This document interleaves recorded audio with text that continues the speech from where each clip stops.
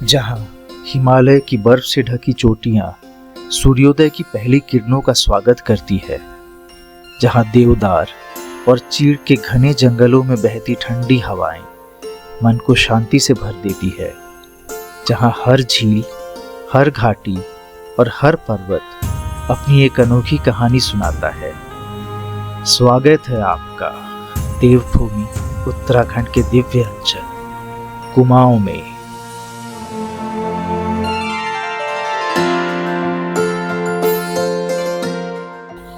दूर दूर तक फैली हिमालय की श्रृंखलाएं, नंदा देवी और पंचचूली जैसी गौरवशाली चोटियां, शांत झीलें, हरियाली से ढकी घाटियां और प्रकृति की गोद में बसे छोटे छोटे पहाड़ी गांव कुमाऊं को धरती का स्वर्ग बना देते हैं। लेकिन कुमाऊं की असली पहचान केवल इसकी वादियां नहीं, बल्कि यहाँ के प्राचीन और चमत्कारी मंदिर है।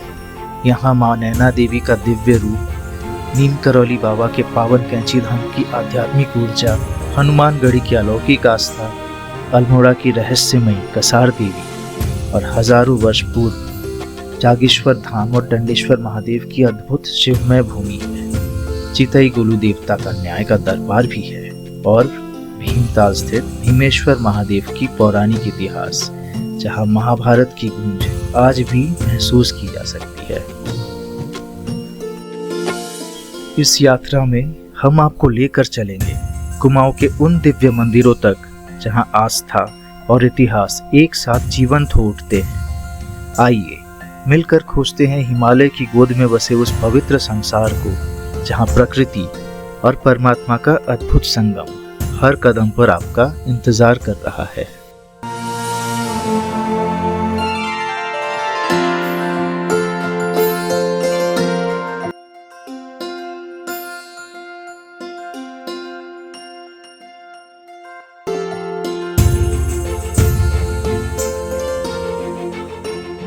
और हमारी इस यात्रा की शुरुआत होती है कुमाऊं के लेक सिटी कहे जाने वाली शहर नैनीताल से। नैनीताल शहर सैलानियों के बीच हमेशा से एक आकर्षण का केंद्र बना रहा है और इसी नैनीताल के नैनी झील के उत्तरी किनारे पर स्थित है मां नैना देवी का मंदिर। और इसी मां नैना देवी के मंदिर से इस पूरे सफर की शुरुआत मैं करने जा रहा हूँ। मान्यता है कि जब भगवान शिव माता सती के पार्थिव शरीर को लेकर तांडव कर रहे थे, तब इसी स्थान पर माता की दोनों आंखें गिरी थी। इसी कारण ये स्थान 51 शक्तिपीठों में विशेष महत्व रखता है और यहाँ देवी की प्रतीक के रूप में 2 नेत्रों की पूजा होती है। वर्तमान मंदिर 1880 के भीषण भूस्खलन के बाद 1883 में पुनर्निर्मित किया गया। वैसे नैनी लेक हर जगह से दिखती है नैनीताल की, और हर जगह से व्यू अच्छा ही लगता है, खूबसूरत लगता है। ये है दशावतार वाला मंदिर।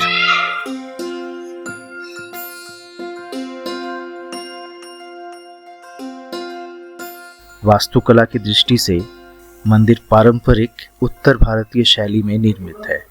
लाल और सफेद रंगों से सजा मुख्य द्वार, प्रवेश पर सिंह की प्रतिमाएं और पीछे फैली नैनी झील इस मंदिर को एक अलौकिक सौंदर्य प्रदान करती है।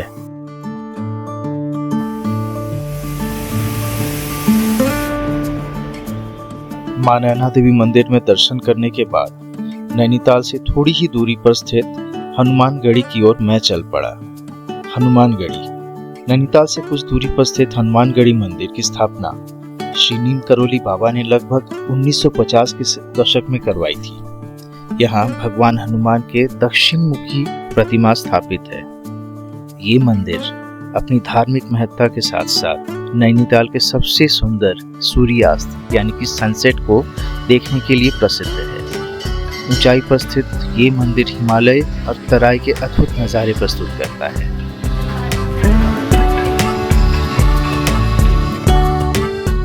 इसके बाद हमारी यात्रा चल पड़ती है नैनीताल डिस्ट्रिक्ट में एक और लेक सिटी भीमताल की ओर, जहां पर मौजूद है भीमेश्वर महादेव का मंदिर। मान्यता है कि महाभारत काल में पांडव अपने अज्ञातवास और वनवास के दौरान हिमालय के अलग अलग क्षेत्रों में भ्रमण करते हुए यहाँ पहुंचे थे। तो ये एक्चुअली भीमताल से रिलेटेड कुछ लेजेंडरी कहानियां हैं, जैसे कि पांडवों में जो भीम थे वो आए थे, अपनी गदा से इस जगह पे प्रहार किया तो ये लेक जो है ये बन गया, तैयार हो गया। और ये पांडवों की द्वारा स्थापित शायद ये शिवलिंग है, जैसा मैंने सुना है। तब महाबली भीम ने अपने गदा के प्रहार से एक जल स्रोत को उत्पन्न किया। आगे चलकर यही जल स्रोत भीमताल झील के रूप में विकसित हुआ। भीम ने भगवान शिव की आराधना करते हुए यहाँ एक शिवलिंग की स्थापना की थी और यही शिवलिंग आज भीमेश्वर महादेव के नाम से पूजी जाती है। अब चलते हैं उस स्थान की ओर जिसने पूरी दुनिया का ध्यान अपनी ओर आकर्षित किया है, कैंची धाम। सन 1964 में महान संत नीम करोली बाबा द्वारा स्थापित ये आश्रम आज करोड़ों श्रद्धालुओं की आस्था का केंद्र है। कहा जाता है कि यहाँ आने वाले भक्तों को अद्भुत मानसिक शांति और सकारात्मक ऊर्जा का अनुभव होता है। यहाँ का मुख्य मंदिर भगवान हनुमान को समर्पित है।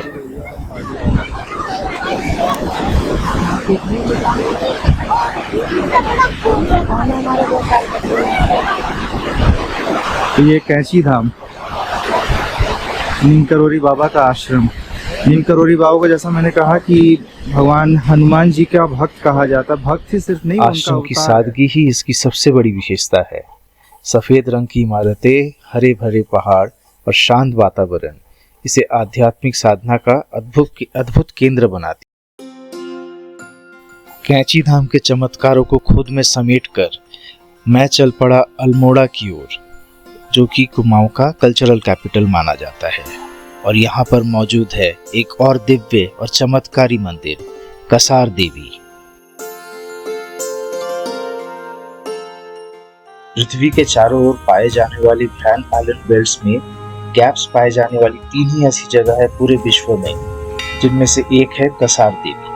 और इन गैप्स के कारण यहाँ पर भरपूर मात्रा में कॉस्मिक एनर्जी पाई जाती है, जिस कारणवश कहा जाता है कि यहाँ मेडिटेशन करना बहुत ज्यादा फायदेमंद होता है। अगर आप इधर देखो थोड़ा सा ये वैली के तरफ, तो ये पूरी वैली व्यू आपको नजर आएगी, काफी खूबसूरत।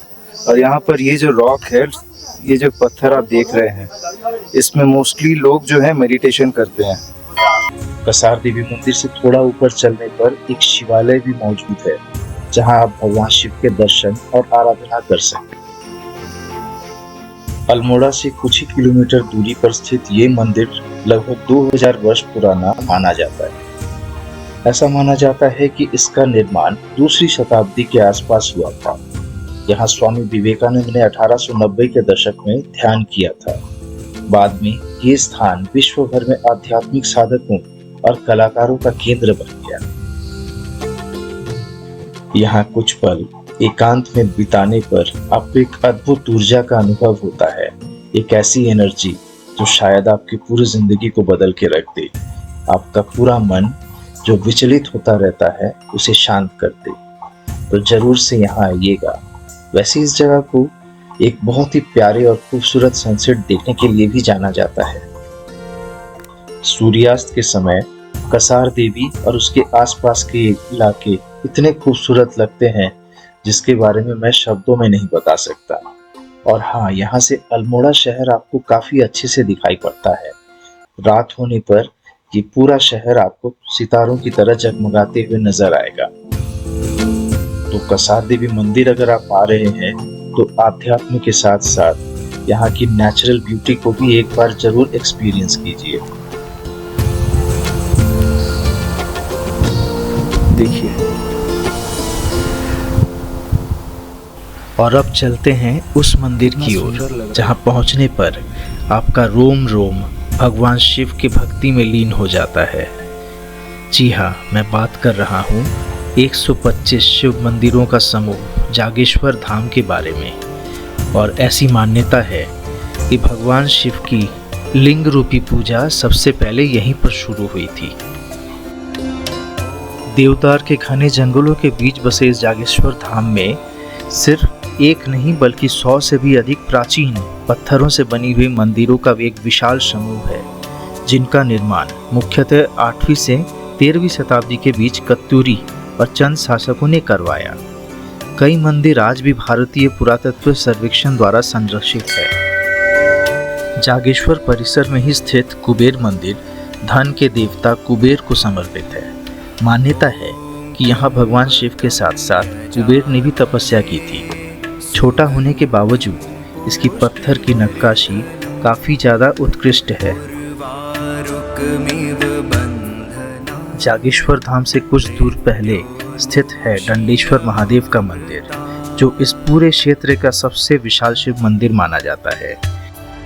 ऐसी मान्यता है कि इस स्थान पर भगवान शिव को सप्त ऋषियों ने दंड दिया था, जिसके बाद उनकी पूजा यहाँ इस रूप में ही होती है, जिससे ऐसा लगता है जैसे शिवलिंग दंडित हो। वैसे इतिहासकारों के अनुसार इसका प्रारंभिक निर्माण 3वीं शताब्दी के आसपास हुआ था और बाद में कत्यूरी राजाओं ने इस मंदिर का विस्तार किया।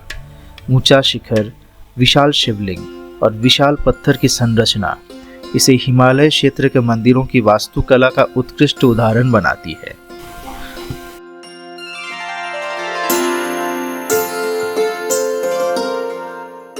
इस मंदिर समूह में कुल 14 मंदिर मौजूद है, जिनमें भगवान शिव के साथ साथ भगवान श्री गणेश, हनुमान और कुबेर की मंदिर भी मौजूद है।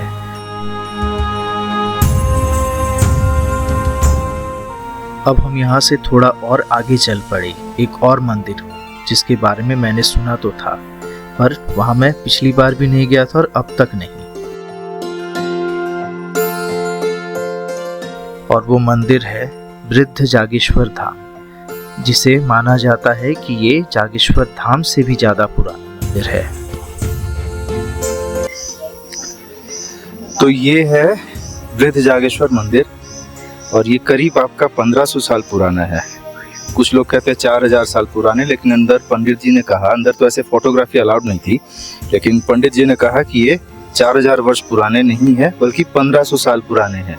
हाँ, लेकिन जागेश्वर धाम से पहले ये बना था। आज जागेश्वर धाम में जो शिवलिंग है उसको स्वयंभू माना जाता है, दुनिया का पहला ऐसा शिवलिंग जिसकी पूजा की थी। तो ये भी वैसा ही एक शिवलिंग है जो जागेश्वर धाम से पहले जिसकी जो स्वयंभू प्रकट हुआ था। यहाँ से अगर वेदर साफ रहता तो क्लियर आपको व्यूज दिखते हिमालय के, लेकिन बादल है, फॉग भी है, कोहरा है पूरा। घने देवदार के जंगलों के बीच ऊंचाई पर स्थित वृद्ध जागेश्वर मंदिर को भगवान शिव का प्राचीन ध्यान स्थल माना जाता है और मैं अब वृद्ध जागेश्वर मंदिर आ पहुंचा हूँ। अकॉर्डिंग टू लीजेंड्स, मुख्य जागेश्वर मंदिर बनने से पहले भगवान शिव की आराधना यहीं पर होती थी। तो यहाँ से चलते हैं। और अगर मौसम साफ रहा तो यहाँ से आपको हिमालय की बर्फ से ढकी हुई चोटियों का मनोरम दृश्य दिखाई देता है। पत्थरों से निर्मित ये शांत मंदिर आध्यात्मिक साधना और प्रकृति प्रेमियों दोनों के लिए विशेष आकर्षण का महत्व रखता है।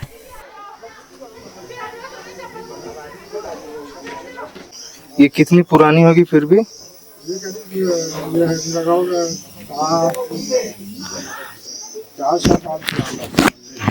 मंदिर 400 साल पुराना है। और ये शिव धुनी जो है ये कब से जल रही है? शिव धुनी तभी से जल रही है? मतलब जब से मंदिर है 400 साल पुरानी? हाँ, तब से ये धुनी जलती है। अच्छा। पहले इसमें भोगशाला था ना, बड़ा था भोगशाला। ये धुनी मतलब भारी थी, तो अभी जो है ये भोगशाला तोड़ के ऊपर चले गया है। अच्छा, ऊपर बन गया हो।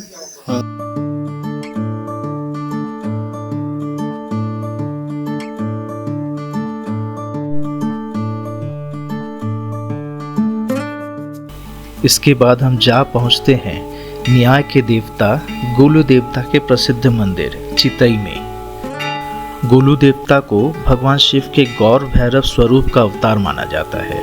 यहाँ भक्त अपनी प्रार्थनाएं पत्रों के रूप में लिखकर समर्पित करते हैं और उनकी मनोकामना पूरी होने पर घंटियां चढ़ाते हैं। यही कारण है कि मंदिर में हजारों लाखों घंटियां लटकी दिखाई देती है। अगर आपकी कोई भी मनोकामना जो कि पूरी नहीं हो रही हो, अगर आपका कोई कोर्ट केस रुका हुआ हो, आपको न्याय नहीं मिल रहा हो, या आपके घर में किसी का विवाह नहीं हो रहा हो, किसी भी तरह की परेशानी हो, बस आप चिट्ठियाँ लिखे गोलू देवता को और उन चिट्ठियों को यहाँ पर छोड़ जाएं। गोलू देवता ज़रूर उन चिट्ठियों को पढ़ेंगे और आपकी उस मुराद को, उस मनोकामना को वो ज़रूर पूरी करेंगे। और मुराद पूरी होने पर यहाँ आकर आप घंटी भी ज़रूर चढ़ाइए। कत्तूरी राजा कतार मल्ला द्वारा 9वीं शताब्दी में निर्मित कतारमल सूर्य मंदिर भारत का दूसरा सबसे बड़ा सूर्य मंदिर है।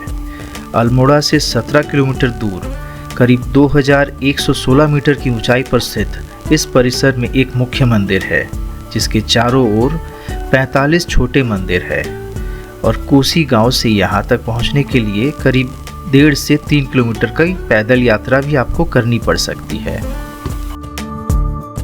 ये मंदिर इस प्रकार स्थित है कि सूर्योदय की पहली किरणें सीधे मुख्य देवता पर पड़ती है।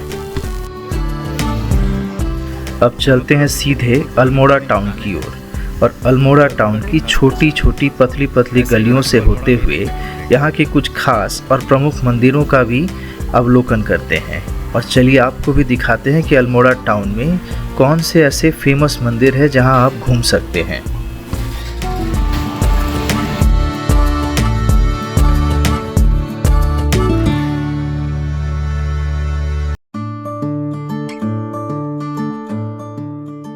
अल्मोड़ा टाउन के बीचों बीच स्थित ये है मां नंदा देवी का मंदिर। और मां नंदा देवी को कुमाऊं की कुल देवी भी माना जाता है। चंद राजाओं द्वारा निर्मित इस मंदिर की विशेष महत्व नंदा देवी महोत्सव के दौरान देखने को मिलता है, जब पूरा अल्मोड़ा शहर भक्ति और लोक संस्कृति के रंगों में रंग जाता है। पारंपरिक कुमाऊनी शैली में निर्मित ये मंदिर लकड़ी और पत्थर की सुंदर नक्काशी का उत्कृष्ट उदाहरण है।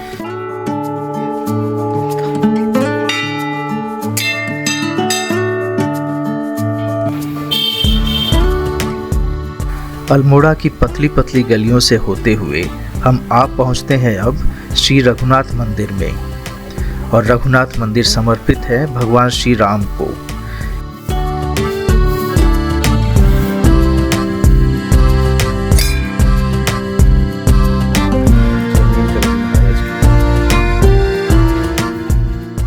(1890) के दशक में स्वामी विवेकानंद यहाँ आए थे और उन्होंने पूरे अल्मोड़ा शहर के लोगों को इसी स्थान से संबोधित किया था।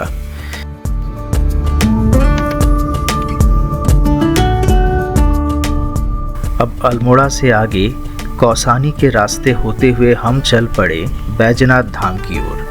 जी हाँ, उत्तराखंड में भी एक बैजनाथ धाम है, जहाँ भी कई छोटे बड़े शिव मंदिर का समूह पाया जाता है और ये मंदिर भी भगवान शिव को ही समर्पित है। तो खूबसूरत रास्तों से होते हुए हम आ पहुँचते हैं बैजनाथ टाउन और बस यहीं पर स्थित है भगवान शिव का बैजनाथ धाम भी। तो आइए चलते हैं।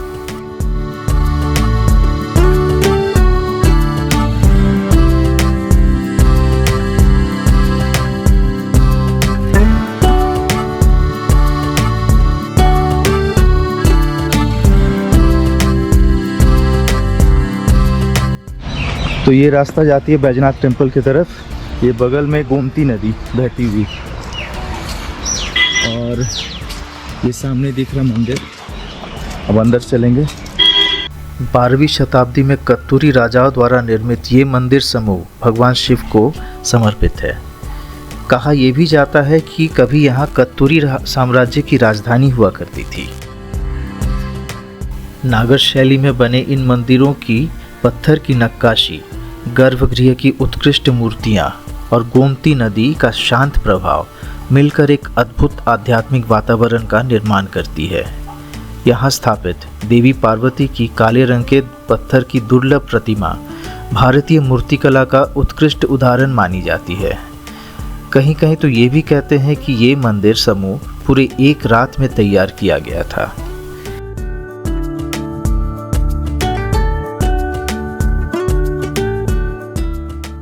कुमाऊं के ये मंदिर केवल ईंट और पत्थरों से बनी इमारतें नहीं हैं।